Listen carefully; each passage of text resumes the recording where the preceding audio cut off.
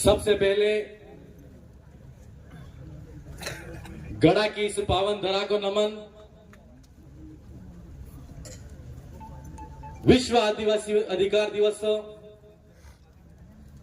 के इस मौके पर सबसे पहले मैं गुरु गोविंद को नमन करना चाहता हूं।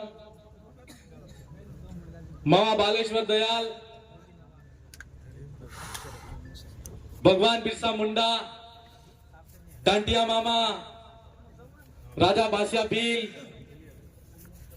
साथ ही हमारे भारत देश के संविधान के निर्माता बाबा साहब अंबेडकर को भी नमन करना चाहता हूं। आप सब आज अधिकार दिवस है, उसके समर्थन में और हमारे अधिकार क्या है उन अधिकारों को जानने के लिए आप आए हो। हम जानते सब कुछ है, लेकिन उन बातों को पहचानना नहीं चाहते। आज जिस गढ़ा की इस धरती पर हम बैठे हैं और अभी हम गोटिया मां मंदिर के अंदर गए तो वहां पर कुछ लोग ऐसे थे जो मात्र अपनी राजनीतिक रोटियां सेकने के लिए राजनीतिक विरोध के कारण वहां इकट्ठा होकर भजन मंडली कर रहे थे। जिन लोगों ने आज तक हमारे समाज को हक अधिकारों की लड़ाई में पीछे रखा और जिन व्यक्तियों को सभा के माध्यम से या मीटिंग के माध्यम से बताना चाहिए था, उन लोगों को आज तक नहीं पता लगने दिया और अभी भी हमारे सामने दोहरी चाल चल रही। ये विरोध करने वाले लोग कौन हैं? हमारे ही लोग हैं। मैं आपको इस मौके पर यह कहना चाहता हूं कि हमको किसी विवाद में नहीं पड़ना है, हमको किसी झगड़े के अंदर नहीं पड़ना है। हम सामाजिक और वैचारिक एकीकरण की बात करते हैं तो आज नहीं तो कल वो भाई हमारे हक अधिकार की बात समझ लेगा तो हमारी जाजम पे आकर बैठेगा। समय लगेगा उसको, क्योंकि उनके दिमाग के अंदर गलत बातों को आज तक भरा गया है।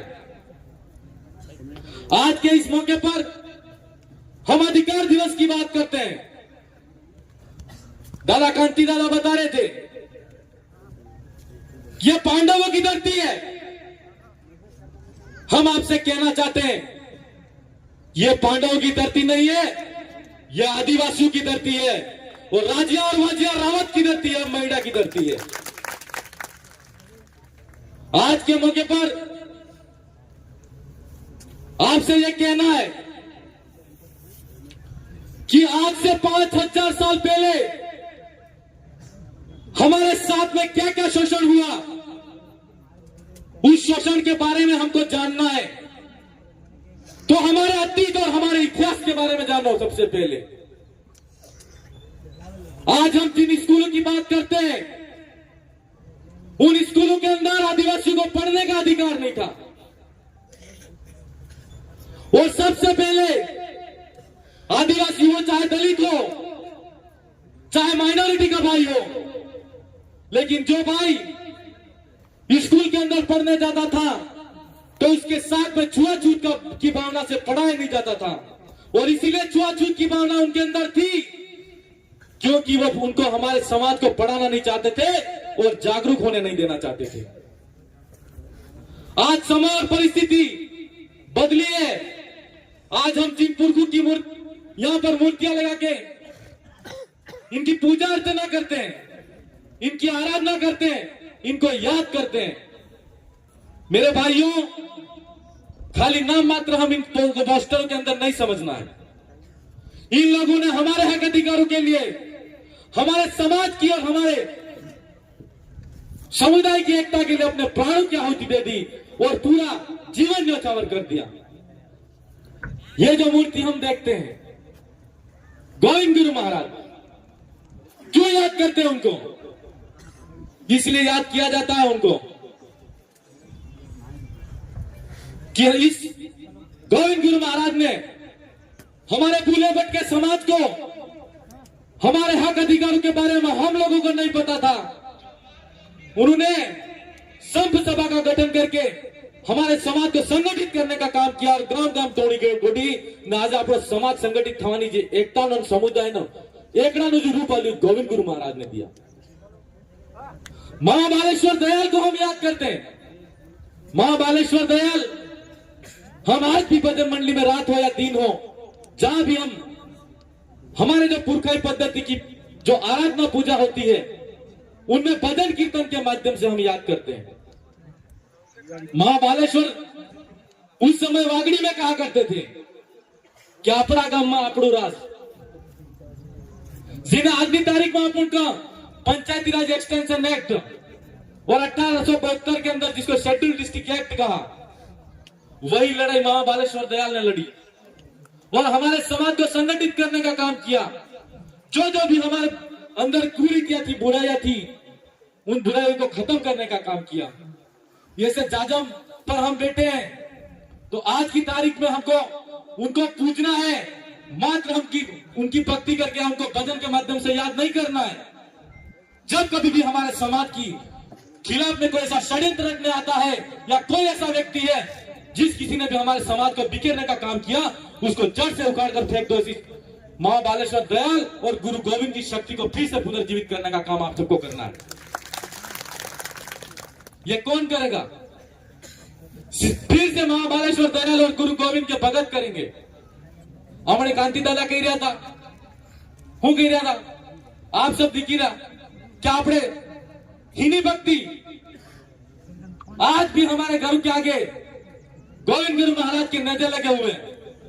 वो नेजे हैं और आज की तारीख में उन नेजों से ही इस समाज की पहचान है और हमारी पहचान, हमारी अपने आप में पहचान है। उस पहचान को हमको जीवित रखना है। सबसे पहले उस पहचान की बात आती है तो आज समय के साथ में कोई भाई हमारा क्रिश्चियन बन गया है, कोई भाई हमारा हिंदू बन गया है। हम ये लड़ाई हिंदू मुस्लिम क्रिश्चियन या मुसलमान की लड़ाई नहीं है। जहां पर भारत आदिवासी पार्टी बात करती है और आदिवासी परिवार जिस विचारधारा पे काम कर रहा है वो मानव कल्याण की बात करता है और विश्व जगत के कल्याण की बात करता है। इसलिए आज हमको देखना पड़ेगा कि सबसे पहले आज पूरे देश के अंदर जनगणना की बात होती है तो जातिगत जनगणना होनी चाहिए। मैं आपको बता देना चाहता हूं कि सबसे पहले जातिगत जनगणना हुई तो 1875 के अंदर अंग्रेजी हुकूमत के समय पहली जनगणना हुई और उसके बाद में 1931 के अंदर दूसरी जनगणना हुई और तीसरी जनगणना 1941 में हुई और चौथी जनगणना 1951 में हुई। आज हम पूरे देश का आदिवासी समुदाय हो वो जग चुका है और अपने समुदाय के लिए हक अधिकारों की बात करता है और अलग जातिगत जनगणना के माध्यम से अलग धर्म कोड की मांग जो कर रहा है वो मांग पूरी होनी चाहिए कि नहीं होनी चाहिए। आज सरकार क्यों डर रही है? सरकार उसको पता है कि सबसे पहले इस देश के अंदर अंग्रेजी हुकूमत के सामने हमारे पुरखों ने लड़के आजादी की लड़ाई तो ली, लेकिन हम जिस आरक्षण की बात करते हैं वो आरक्षण भी की लड़ाई भी सबसे पहले अंग्रेजों के सामने लड़के हमारे पुरखों ने ली थी। जब हमको सरकारी स्कूल में पढ़ने का अधिकार नहीं था तो पहली बार अंग्रेजी हुकूमत के समय 1902 के अंदर पहली बार आरक्षण का जो प्रावधान लागू किया गया उसके अंदर 50% गैर ब्राह्मण हो वो इस विद्यालय के अंदर प्रवेश करेंगे। ऐसी अंग्रेजी हुकूमत से हमारे लोगों ने लड़ाई लड़के फिर पहली बार आरक्षण का प्रावधान लागू किया। ये कोई छोटी लड़ाई नहीं है। और उस आरक्षण के अंदर दूसरी बार 1908 के अंदर उन लोगों ने फिर से पृथक जातिगत जनगणना समुदाय के माध्यम से करके दूसरी बार उन्होंने आरक्षण को फिर से बांटा, जिसके माध्यम से एसटी और एससी को रिजर्वेशन पॉलिसी लागू हुई। मैं आज आपको आरक्षण की बात क्यों बात कर रहा हूं? उस समय जब जनगणना हुई थी उस समय 22.5% टोटल आरक्षण था एसटी और एससी का, जिसमें एससी का 15% है और एसटी का 7.5% है। मैं તમને કેવું ચાહું કેના જમાનામાં આપણા બાપ દાદા ભણેલા જ નતા તે નોકરી નહીં લાગતા વાત હાસી કે નહીં આથી વાત હાસી કે નહીં આસી આજની તારીખમાં ઘેર ઘેર बेरोजगार युवा साथी फरी रहा है वो आरक्षण 1908 में अंग्रेजी हुकूमत के समय में जिन हमारे पुरखों ने लड़के लिया था वही आरक्षण आज तक लागू है। क्या आरक्षण बढ़ना चाहिए कि नहीं? जब बढ़ना चाहिए कि नहीं बढ़ना चाहिए? कब बढ़ेगा? जब हम ये सरकारें जातिगत जनगणना करवाएगी और जातिगत जनगणना जब तक नहीं होगी तब तक इनको आरक्षण का देने का न तो देने का विचार है और ना ही देना चाहती है।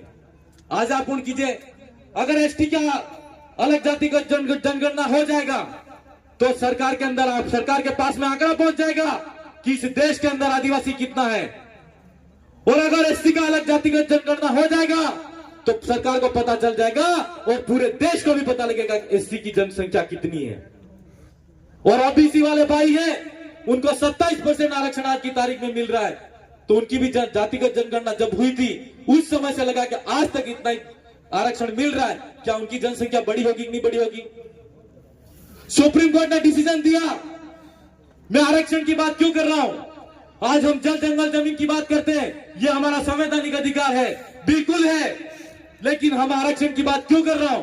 क्योंकि आज की तारीख में हर माँ बाप का बच्चा ये सोचता है और हर माँ बाप ये सोचता है कि मेरा बच्चा पढ़ लिख कर आगे बढ़े और मेरे घर में एक एक आदमी हो, जितने भी पढ़ने वाले हो वो सरकारी नौकरी के अंदर जाए और सरकारी नौकरी के अंदर जाकर हमारे परिवार का पालन पोषण करे और गांव में और क्षेत्र में हमारा नाम रोशन हो।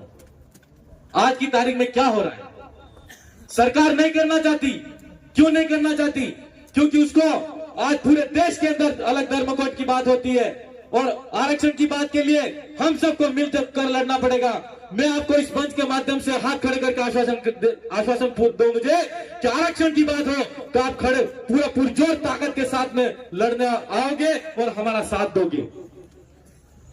इस मौके पर यह भी कहना चाहता हूं कि यहाँ पर मीडिया के साथी है, हमारी सरकार पहले जो टीएसपी क्षेत्र के अंदर 244 की मूल भावना के अंदर आरक्षण होना चाहिए, लेकिन आज की तारीख के अंदर हमारे पास में आरक्षण जो मूल रूप से होना चाहिए वो नहीं है और जिनको मिलना चाहिए था उतना नहीं मिला हुआ है।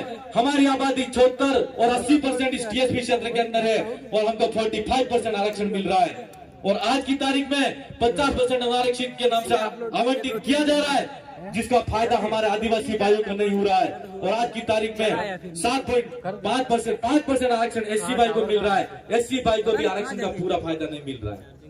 और जो लोग सदी से दलित शोषित और पीड़ित होते आ रहे हैं वो आज भी पीड़ित होते आ रहे हैं। आज मेरे युवा साथी घर घर के अंदर बेरोजगार घूम रहे हैं। मैं उनसे कहना चाहता हूं कि आज के इस मौके पर अधिकार दिवस है और इस आरक्षण की लड़ाई को फिर से शुरू करना पड़ेगा और सरकार को अपने घुटनों पर लाना पड़ेगा। मेरे भाई, यह लड़ाई हम सबको मिलकर लड़नी है। आज हम बात कर रहे थे कि हम जल जंगल जमीन हमारा है, अनुसूचित क्षेत्र के अंदर पूरा अधिकार हमारा है। राजस्थान टेंडेंसी एक्ट के अंदर जब 1955 बना और राजस्थान काश्तकारी अधिनियम लैंड रेवेन्यू एक्ट जिसको हम कहते हैं 1956 बना, उसके अंदर भारत के संविधान की 244 है की मूल भावना के अनुरूप इस अनुसूचित क्षेत्र के अंदर एक जजमेंट आया, वेदांता का जजमेंट आया जिसको सुप्रीम कोर्ट ने दिया, दूसरा जजमेंट समता ने दिया और दोनों जजमेंट के अंदर सुप्रीम कोर्ट ने यह कहा कि अनुसूचित क्षेत्र के अंदर 1 इंच भी जमीन सरकार की नहीं है। तो हम उनसे पूछना चाहते हैं कि आपकी फॉरेस्ट एक्ट के नाम से जो हमारे लोगों की जमीन आप ले रहे हो वो फॉरेस्ट एक्ट सरकार का है कि नहीं है? सरकार का है। इस लड़ाई को हम सबको मिलकर लड़ना पड़ेगा और हम यह कहना चाहते हैं कि हमारा एक जजमेंट और आया था जिसको हम कहते हैं कि न विधानसभा न लोकसभा सबसे ऊंची